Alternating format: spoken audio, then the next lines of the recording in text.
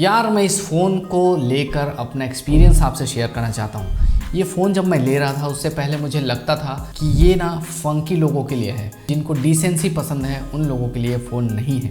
मेरे टेस्ट का ये फ़ोन कैसे जम पाएगा ये मुझे पता नहीं था बिल्कुल, जब तक मैंने कुछ लोगों से बात नहीं की थी। जब मैं कुछ लोगों से बात किया तो मुझे एक नया पर्सपेक्टिव मिला। पर्सपेक्टिव ये है कि ये फ़ोन थोड़ा सा डिफरेंट लगता है और जो क्राउड है, इतना सारा स्मार्टफोन मार्केट में जो आप स्मार्टफोन देखते हैं, वो भीड़ से ये आपको अलग से निकाल कर ला पाता है और वो एक अपने आप में अलग यूनिकनेस है। और रही बात इस लाइट की, यानी कि गिल्फ इंटरफेस की, तो आप इसको स्विच ऑफ भी कर सकते हैं अगर आपको ये पसंद नहीं आए तो। लेकिन अगर आप स्विच ऑन करके भी रखते हैं ये लाइट्स, तो ये आपको कोई भी नुकसान नहीं करेगा। ये बहुत ज़्यादा कूल लगता है। देखो, नथिंग फ़ोन 1 ना 2023 में लॉन्च हुआ है और ये काफ़ी अच्छा अपर मिड रेंज ऑप्शन है।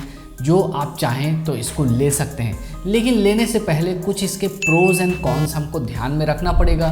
तो मैं आपको सबसे पहले कौन से शुरू करता हूँ। सबसे पहले तो इसका कैमरे के बारे में अगर मैं बोलूँ तो ये डुअल कैमरा सेटअप के साथ आता है। दोनों ही कैमरा 50-50 मेगापिक्सल के हमको मिलते हैं, प्राइमरी कैमरा और अल्ट्रा वाइड कैमरा। ये कैजुअल यूसेज के लिए तो ठीक है, लेकिन अगर आप थोड़ा भी लो लाइट में परफॉर्मेंस चाहते हैं तो ये कैमरा आपको बहुत अच्छा परफॉर्मेंस नहीं दे पाएगा।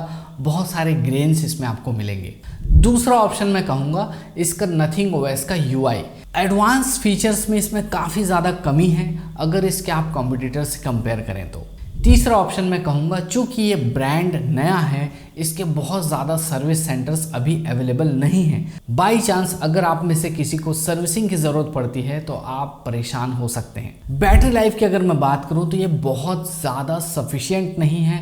अगर आप थोड़ा भी हैवी यूज़ करते हैं दिन में तो आपको दूसरी बार चार्ज ज़रूर करना पड़ेगा। और अब बात करते हैं इसके प्रोज की। तो सबसे पहले इसके प्रोज के बारे में मैं आपको बोलूँगा इसका डिज़ाइन और गिल्फ इंटरफेस, जो आपको बहुत ही ज़्यादा यूनिक दिखा देता है। कहीं पर भी अगर आप जाएं और ऐसा अगर आप फ़ोन रखें तो डेफिनेटली किसी का भी नज़र एक ना एक बार तो ज़रूर जाएगा और वो आपसे पूछेगा ज़रूर कि ये कौन सा फ़ोन आप यूज़ कर रहे हैं। दूसरे नंबर पर मैं बोलूँगा इसका क्लीन और ब्लोटवेयर फ्री सॉफ्टवेयर इतना अच्छा एक्सपीरियंस दे देता है। आपको कोई भी प्री लोडेड ऐप्स बिल्कुल नहीं दिखेंगे जो बहुत ज़्यादा एड्स आपको दिखाएं।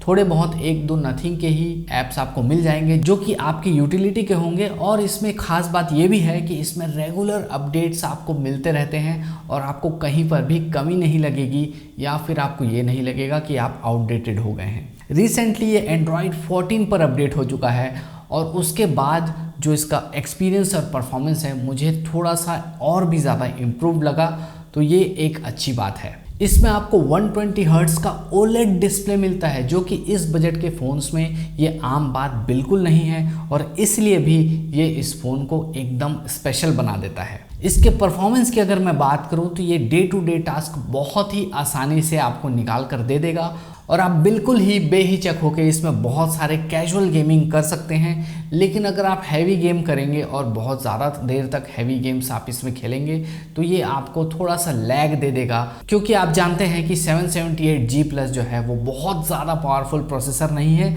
लेकिन एक ये डिसेंट और बहुत बढ़िया प्रोसेसर है डेली यूसेज के लिए। तो ओवरऑल अगर आप एक यूनिक डिज़ाइन चाहते हैं, क्लीन सॉफ्टवेयर एक्सपीरियंस चाहते हैं और अच्छे डिस्प्ले को अगर आप प्रायोरिटाइज करते हैं तो आप बिल्कुल इस फ़ोन को ले सकते हैं। 2024 में भी आप इस फ़ोन से निराश बिल्कुल नहीं होंगे। लेकिन अगर आपको एक अच्छा कैमरा चाहिए, बहुत अच्छा प्रोसेसर चाहिए जिससे आप बहुत देर तक गेमिंग कर सकें, तो ये फ़ोन आप नहीं लीजिए। और हाँ, ये चीज़ भी आपको ध्यान रखना पड़ेगा कि इसके सर्विस सेंटर्स भी अभी बहुत कम है, क्योंकि ये नया ब्रांड है। अभी ये बहुत ज़्यादा एक्सपांड करेगा इन फ्यूचर, लेकिन वो कब करेगा इसकी कोई गारंटी नहीं है। तो अगर जनरल चीज़ों की बात करें तो इसके डिज़ाइन के बारे में सबसे पहले देख लेते हैं। ये आगे और पीछे दोनों ही तरफ ग्लास बिल्ड के आते हैं और इसका जो फ्रेम है वो रिसाइकल्ड एल्यूमिनियम से बना हुआ है। इसमें 3.5 mm जैक नहीं है, ये चीज़ आपको ध्यान ज़रूर रखना चाहिए। और इसमें एक्सपेंडेबल मेमोरी स्लॉट भी नहीं है, तो आप लेने से पहले ज़रूर ध्यान रखिएगा कि आपको मिनिमम 128 GB का फ़ोन लेने से काम हो जाएगा या फिर आपको मिनिमम 256 GB का वेरिएंट लेना पड़ेगा।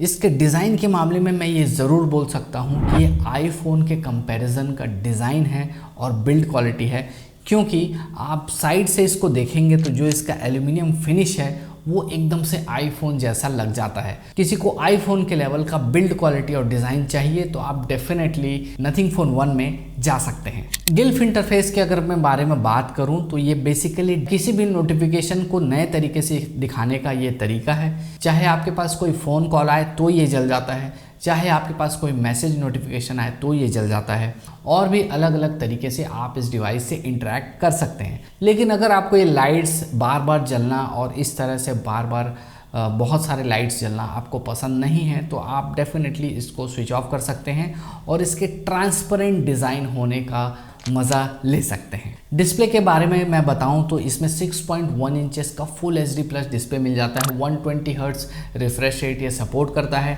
और इसमें जो OLED पैनल मिलता है वो इस बजट में इसको बहुत ज़्यादा यूनिक बना देता है।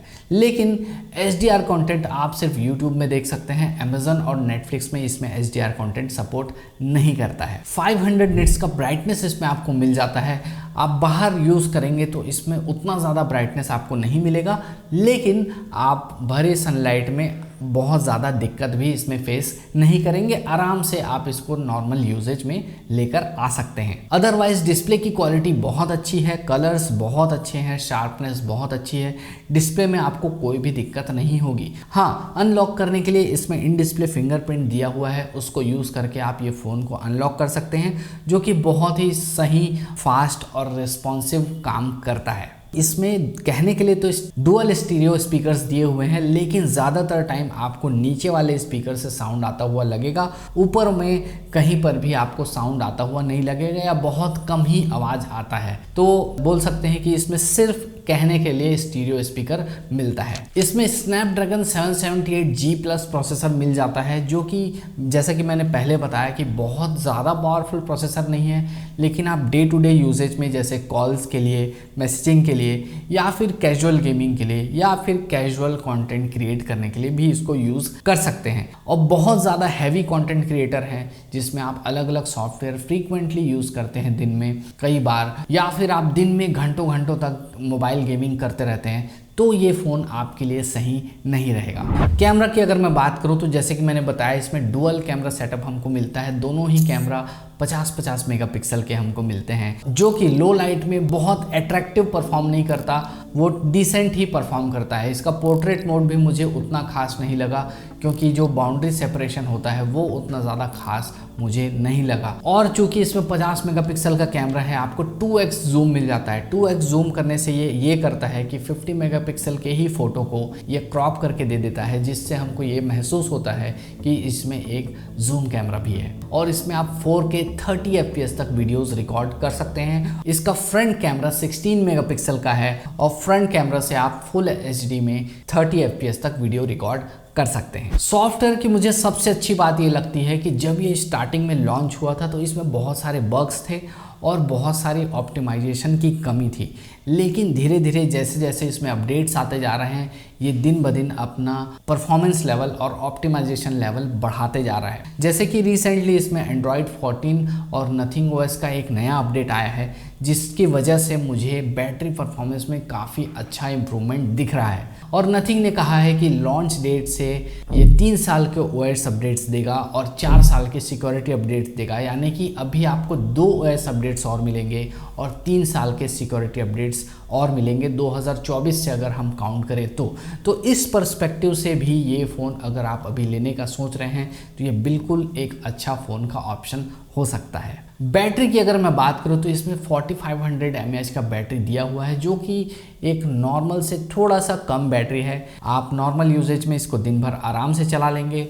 लेकिन थोड़ा भी आप अगर हैवी यूज़ करते हैं तो आप इसको चला नहीं पाएंगे, दिन में दोबारा ज़रूर चार्ज करना पड़ेगा। अच्छी बात यह है कि इस बजट के फ़ोन में भी इसमें रिवर्स वायरलेस चार्जिंग का सपोर्ट दिया हुआ है। तो जब रिवर्स वायरलेस चार्जिंग का सपोर्ट दिया हुआ है तो आप इसको वायरलेसली भी चार्ज कर सकते हैं। ये एक बहुत अट्रैक्टिव पॉइंट है इस फ़ोन में अगर आप जाना चाहें तो। इस बजट में सारा कुछ एकदम फ्लैगशिप लेवल का इसमें मिल जाता है। Display, camera, wireless charging, attractive design, transparent design जो कि इंडस्ट्री में सबसे ज़्यादा यूनिक है। और हाँ, लेकिन एक बात ध्यान देने वाली ये है कि आपको बॉक्स में चार्जर नहीं मिलता है, आपको Type-C to C केबल सिर्फ मिलता है और आपको चार्जर अलग से परचेज करना पड़ता है।